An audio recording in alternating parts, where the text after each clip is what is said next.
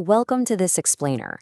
Today, we're embarking on a truly transcendent journey into cosmic antiquity.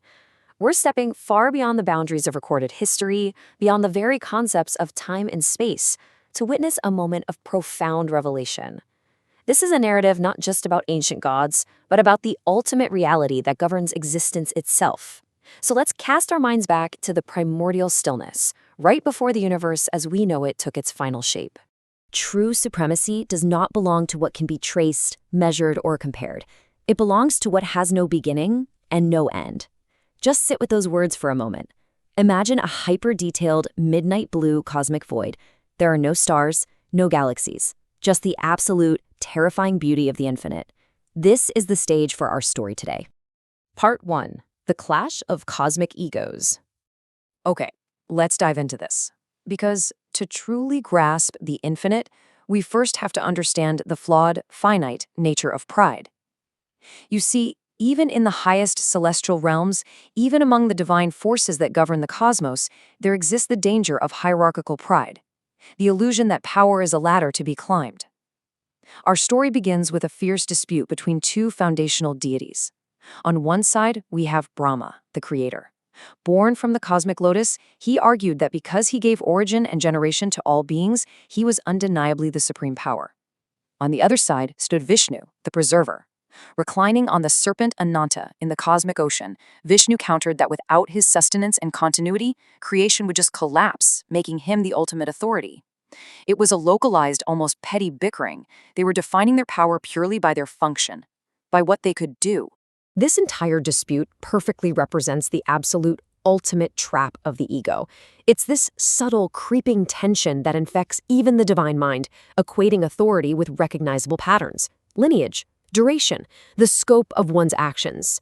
Brahma and Vishnu were trapped in the assumption that the universe is ruled by a measurable hierarchy. They genuinely believed supremacy was something you could quantify and claim for yourself. Part 2. Manifestation of the infinite. But as their cosmic debate intensified, threatening to tear the very fabric of the universe apart, something happened. A sudden, shattering interruption broke through the void. Without warning, right between the squabbling deities, a Jyotirlinga manifested. I really want you to visualize this through the lens of ancient Indian artistic interpretation. This wasn't a weapon. It wasn't a god taking on a human form. It was a manifestation of pure, unadulterated luminosity. It had no visible origin. It had no termination. It was reality itself, grounded entirely in limitlessness. This brilliantly illustrates the staggering, awe-inspiring scale of the event. A massive, infinite column of pure, radiant fire and blinding golden light pierced violently through that dark, midnight blue void.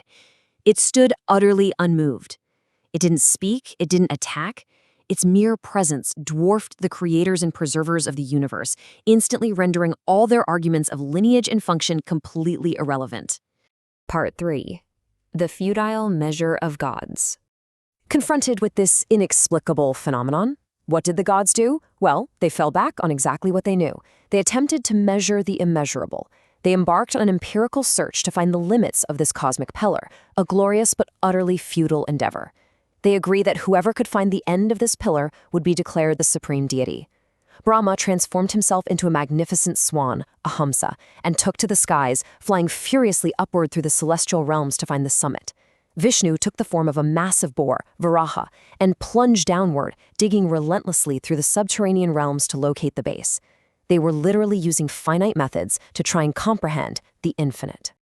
And so began the agonizing passage of cosmic time. 1,000 years pass, the pillar continues. 10,000 years pass, the pillar continues. Entire eons fade into the void, and still the pillar continues. No matter how far the swan flew into the heavens, no matter how deep the boar carved into the abyss, the blazing column of light stretched endlessly onward. They were exhausting themselves against the absolute boundaries of their own existence. Part 4. The Fall of Pride. Eventually, this exhausting, endless effort had to break. And this brings us to a crucial moment of truth, of deceit, and ultimately, cosmic judgment. Because you see, infinity is never reached simply by traveling farther. The gods returned to the center of the void. Vishnu arrived first.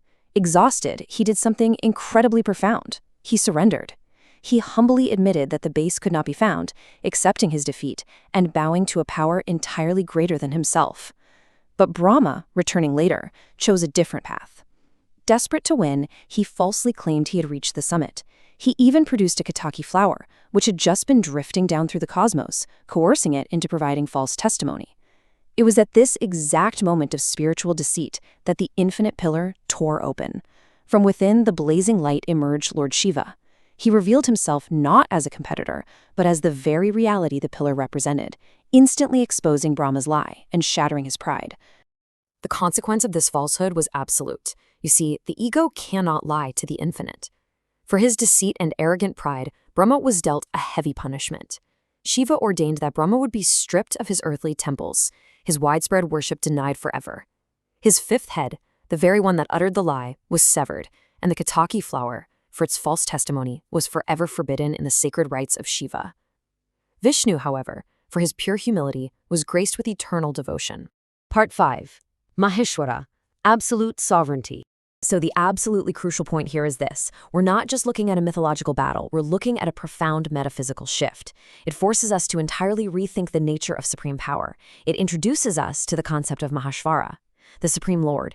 This is a sovereignty so absolute, so complete, that it simply doesn't need to declare itself through force or function. Maheśvara belongs to no one, because he is the primordial, unconditioned source of everyone. Ultimate reality doesn't compete with creation or preservation, it simply is. Which leaves us with a truly haunting question. How does the finite measure the infinite? It doesn't. The nature of this supreme reality, represented by Shiva as Para Brahman, the ultimate infinity, or Ananta, is frankly staggering. It exists entirely beyond time, beyond space, and outside any concept of hierarchical dominion. It completely destroys the illusion of a separate, ego-driven existence. You cannot grasp it by extending your reach, by traversing the cosmos, or by any kind of empirical verification. The infinite is only recognized, truly recognized, when the very act of measuring collapses, when the ego finally surrenders. Part 6. Echoes of the Infinite. Let's bring this ancient cosmic void back into our tangible earthly plane. Because beautifully, humanity wasn't left without a way to comprehend this vastness. We were gifted anchors in the form of the Swayambhu.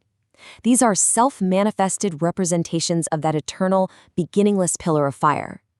They are physical locations, deeply sacred spaces that offer a direct pathway for the human mind to experience and connect with that formless divine energy. These echoes take the form of absolutely stunning architecture, like the Somnath Temple and the ancient stone of Bhimashankara.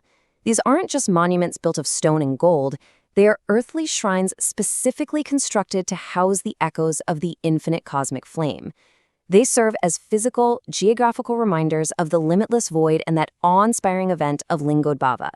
Throughout India, there are 12 of these highly sacred Jyotirlingas, stretching from Kedarnath high in the snowy peaks of the Himalayas all the way down to Rameshwaram in the southern seas.